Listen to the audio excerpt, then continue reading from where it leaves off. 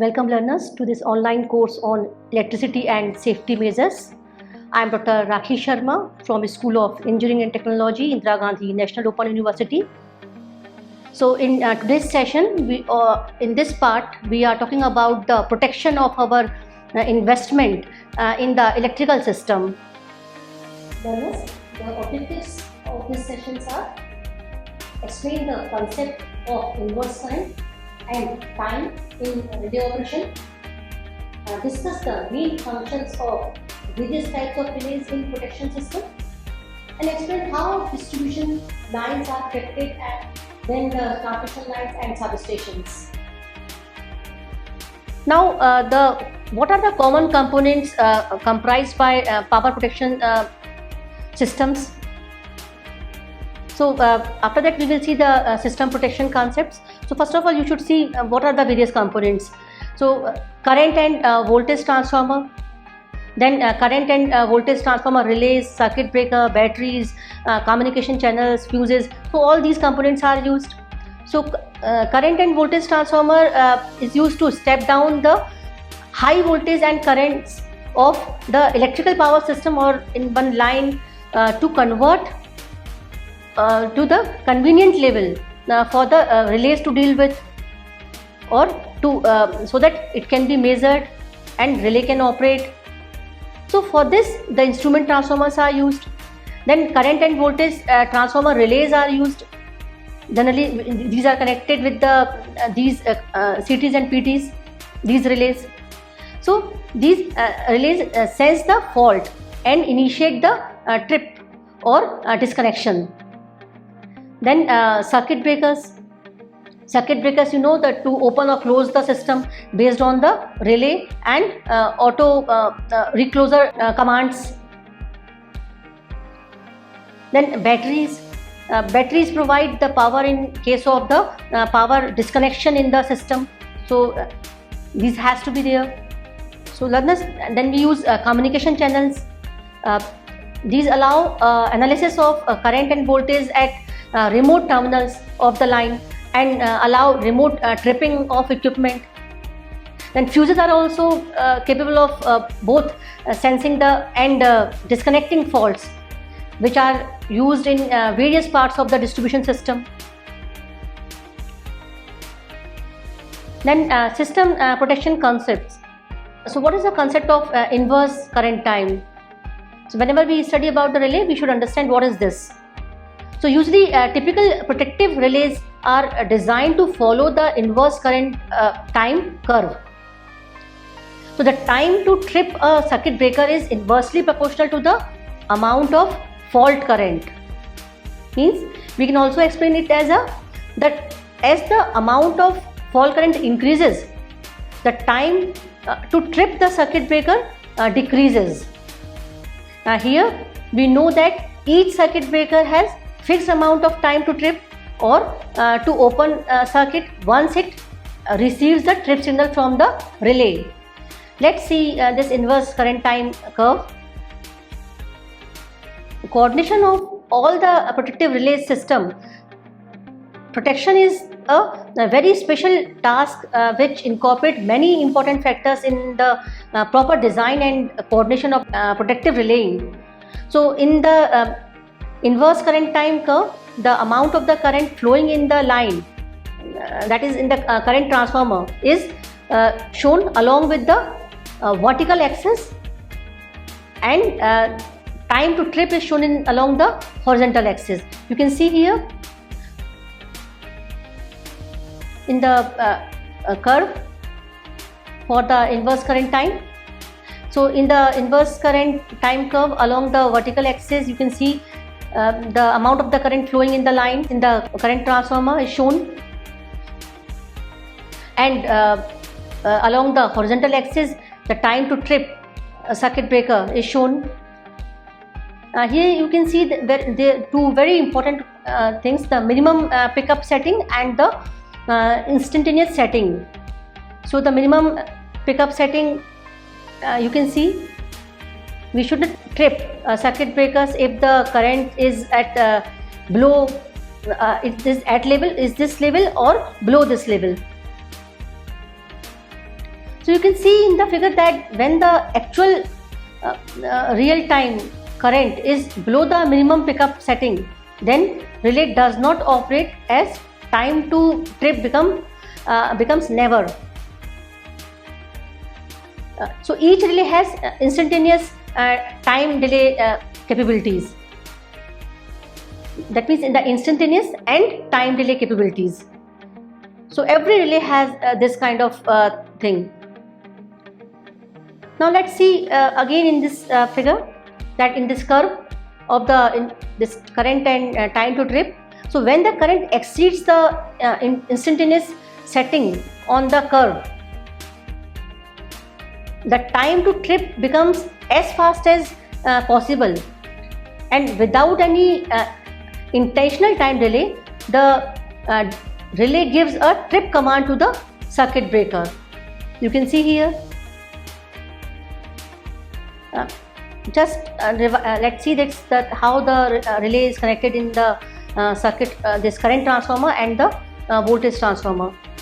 You can see here in the picture that the current transformer is connected in series with the line, and voltage transformer is connected between the line and ground in parallel, and current transformer primary coil is connected in series with the line where the current is to be measured. So this voltmeter and ammeter for measuring the current and voltage in the line, they are connected in the secondary side of the voltage transformer and the current transformer respectively, for measuring the voltage between the lines and the current flowing through the line, because we cannot connect directly in these instruments in the line. So for this, as per the turn ratio, this high amount of the voltage current is reduced, and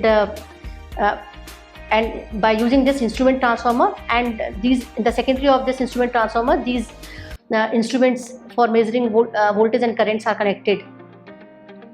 And similarly, you can see the relays, how these are connected.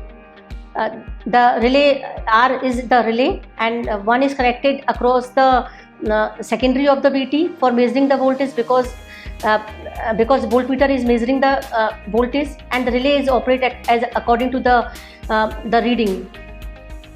That if there is a difference, then difference of the preset value of the relay and the actual measurement, then accordingly it gives the trip signal to the circuit breaker.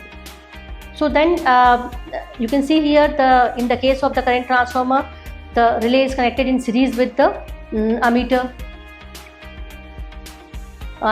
and in series with the secondary of the current transformer.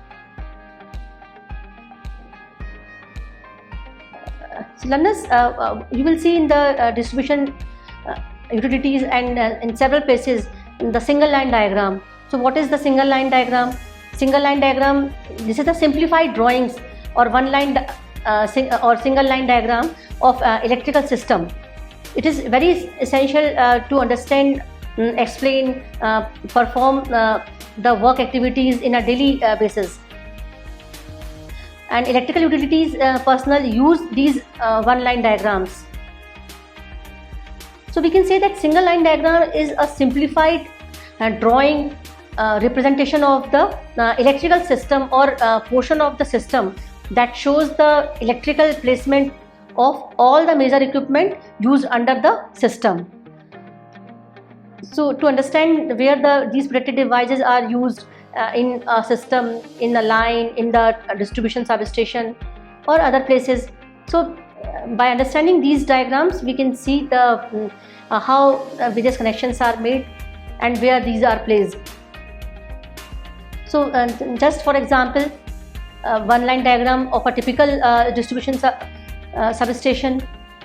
You can see here the various fuses, then ground system, then lightning arrestor, disconnect switch is there, then transformer, then circuit breaker, then disconnect switch is there, then the various relays which gives the signal to the circuit breaker for tripping. So typical distribution lines the protection scheme used on readily fed distribution lines generally involve the set of relays such as overcurrent protection with reclosing relays, and several cases under frequency relays or load shed relays. So the set of relays are used. This is just an idea for a one-line diagram, which is useful for the operators and the consumers and the technicians. So this may be different for different system. Now the distribution system protection. So let us discuss about this. In this part, we will learn about the protection schemes which are generally used and normally in the power distribution system protection. Distribution lines, that is feeders, are normally fed readily out of substation. The typical distribution line protection schemes used on readily fed distribution lines generally involve overcurrent protection with reclosing relays and several cases under frequency load shed relays. So what are these overcurrent relays? So in distribution feeder protection, a set of overcurrent relays are used for distribution feeders, and normally one relay is connected to each phase to protect from the overcurrent, and one for the ground overcurrent. Or total we can say 4 overcurrent relay here, and normally there are 4 CTs. If we are using 4 overcurrent relay, that means we are using 4 this current transformers are used for each feeder breaker, one for each phase and one for grounded neutral. Under frequency relays are used. Under frequency relays also called the load shed relays. So we know that the system frequency will drop if the load generation imbalance is there. When it occurs? It occurs when the load connected to the system increases from the generation, or if the load increases, that frequency will drop. So because of this imbalance, the change in the frequency occur. So under frequency relays are used to shed load. That means if the demand is high and the supply is less, in that case you have to reduce the demand. That means you have shed the load. So we can say they are used to shed the load when the system frequency is dropping, and this unable to stop or prevent a cascading outage disturbances. Because of this, because if we do not use such kind of system on our protection devices, then what will happen? The system may collapse. After one device, the second device may damage, and there may be the cascading effect. So we know that the standard frequency in India is 50 Hz, and the typical under frequency relay setting are chosen based on the guidelines. So while under frequency detection, some remedial actions can also be applied to balance load demand and generation to stop the possibility of cascading outage in disturbances. Some system start diesel engine to fulfill the demand of load, and or we can say the combustion turbines automatically when the frequency drops down. So when the under frequency detection is there to meet the load demands. How this distribution system protection is different from the transmission system? So first of all, in the transmission system protection is much different, we can say, from the distribution protection. Both the fault current magnitude and the direction are required for the transmission line circuit breakers to trip. In this case, now learners, this transmission protection is much different than the distribution protection. So in transmission system protection, both fault current magnitude and direction are required for transmission line circuit breakers to trip. So to identify and trip the faulted transmission lines, application or concept of zone relaying with directional overcurrent capabilities is normally used. So the concept of zone relaying is what? This is sometimes called the distance or impedance relaying, is used in case of the transmission system protection. This is one of the protection which is used, transmission system protection we can say. Now the some highlights for the substation protection. Now let us discuss substation protection, which is generally accomplished using differential relays. And differential relays generally used to protect buses and transformers. So differential relay operation is what? So differential relay operate on principle that current going into the protected device must be equal to the current leaving the device.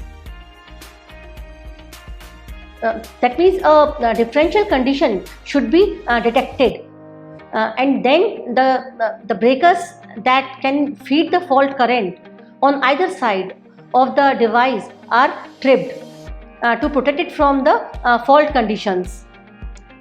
As its name implies, differential, so that means it measuring the difference in the electrical quantity, and according to that differential it operates or relay send the trip signal to the circuit breaker to operate.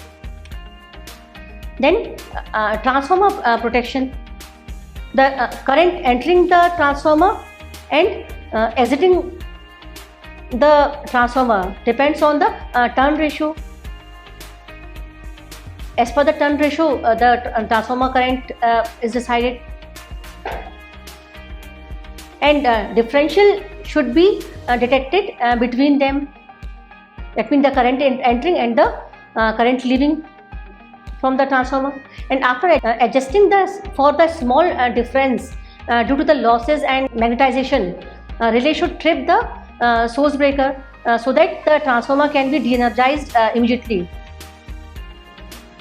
So the current transformer on the both side, the high voltage side and the low voltage side of the transformer are connected to a transformer differential relay system. That means in this the matching CTs are required to compensate for the transformer winding turn ratio. Now the bus protection. To protect the bus in substation, differential relays are used. The current imbalance in the bus should be maintained, and this means that the current entering the bus usually exiting the power transformer, and the current leaving the bus, this usually the summation of all the transmission and or distribution line current, it must be equal. That means whatever is entering and it should be equal to the whatever is leaving. So any fault, for example line to ground faults in the bus will cause the change in the current balance in the differential relay. In this condition, bus differential relay work and cause the relay contacts to close, and thus initiating the signals to the circuit breaker to disconnect the system from the source. So with the application of this protection scheme, the system can be protected from the fault. Now the over voltage relays and under voltage relays. So learners, the change of voltages from nominal rated voltage can damage the system. You know that in all the system the voltage profile is maintained.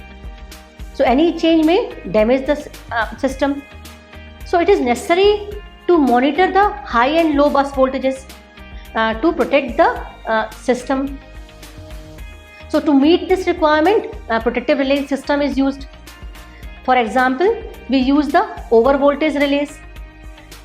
Over voltage relays are sometimes used to control or turn off substation capacitor banks, whereas under voltage relays are sometimes used to switch on capacitor bank. You know, all these capacitor banks are used to control the over voltages. So in the case of the overvoltage, this turn off, that means capacitor banks, and in case of the under voltage, the switch on for the substation for the capacitor banks. So over and under voltage relays are used to trip breakers due to the other abnormal conditions. Learners, let us summarize our session. In our previous session, we covered the objectives of protection and types of protection, then equipment for system protection. We also discussed the functional requirement of the relays. And learners, in this session, we have covered the system protection concept, basically the inverse current time curve, the concept of this inverse current time, which is very important for us. Then we discussed the distribution lines for feeders protection, and in this we discussed that overcurrent relays, under frequency relays. We have also briefly discussed about the substation protection, under which we discussed the differential relay operation for transformer protection and bus protection. And with this, I hope that you will go through both the session once again, and we will come up with a new topic in the next session. Thank you and happy learning.